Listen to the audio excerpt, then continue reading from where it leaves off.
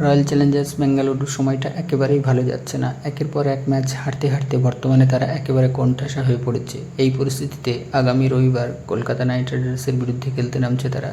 তবে এই ম্যাচে খেলতে নামার আগে আরসিবি ব্রিগেড সেই চাবিকাঠি তারা কিছুতেই বুঝতে পারছে না। আগামী রবিবার নাইট রাইডার্সের বিরুদ্ধে খেলতে নামছে বেঙ্গালুরু। এই ম্যাচে আদৌ বিরাটদের ভাগ্য বদল হবে কিনা সেই অপেক্ষায় রয়েছে কোহলি সমর্থকরা। এখনও পর্যন্ত 2024 আইপিএল টুর্নামেন্টে আরসিবি একেবারে আশাব্যঞ্জক পারফরমেন্স করতে পারেনি। গত 7 ম্যাচের মধ্যে তারা 6টাতেই হেরে গিয়েছে। বেঙ্গালুরুর ঝুলিতে আপাতত মাত্র 2 পয়েন্ট। এই পরিস্থিতিতে প্লে অফে উঠতে গেলে শুধুমাত্র আগামী ম্যাচগুলো জিতলেই হবে না, বাকি দলগুলোর পারফরমেন্সের দিকেও তাকিয়ে থাকতে হবে তাদেরকে। তবে এই ম্যাচের জয়ের খরা কাটানোর জন্য রয়্যাল চ্যালেঞ্জার্স বেঙ্গালুরু এক নয়া পন্থা অবলম্বন করতে চাইছে। বৃহস্পতিবার রাতে ইনস্টাগ্রামে একটা বিশেষ ছবি ফ্র্যাঞ্চাইজিদের পক্ষ থেকে পোস্ট করা হয়েছে। সেই ছবিতে Virat Kohli, Faf du Plessis, Dinesh কার্তিককে দেখা যাচ্ছে। তারা প্রত্যেকেই সবুজ রঙের জার্সি পরেছেন।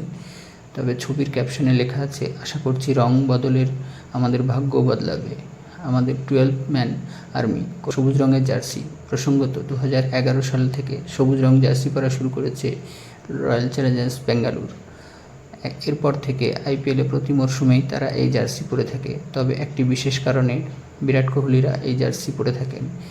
পরিবেশ বান্ধবের জন্য আরসিবি ক্রিকেটাররা একটি বিশেষ পদক্ষেপ গ্রহণ করেন। এই জার্সির মাধ্যমে কোহলিরা দলের সমর্থকদের কাছে আরও বেশি গাছ লাগানোর জন্য আবেদন করেছেন। মোদ্দা কথা, আরসিবি ক্রিকেট দল পরিবেশ রক্ষা ও বিশ্ব উষ্ণায়নের হাত থেকে বাঁচানোর জন্য এই গ্রিন মুভমেন্ট শুরু করেছে।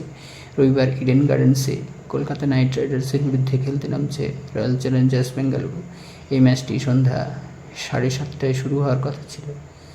চলতি মরশুমে কলকাতা নাইট রাইডার্স দুরন্ত পারফরমেন্স করেছে। এখনও পর্যন্ত তারা 6 ম্যাচের মধ্যে 4টেই জিতে পয়েন্ট তালিকার দ্বিতীয় স্থানে উঠে রয়েছে। গত ম্যাচে রাজস্থান রয়্যালসের বিরুদ্ধে হাড্ডাহাড্ডি লড়াইয়ের পর কলকাতা হেরে গেলেও বেঙ্গালুরুকে তারা সহজে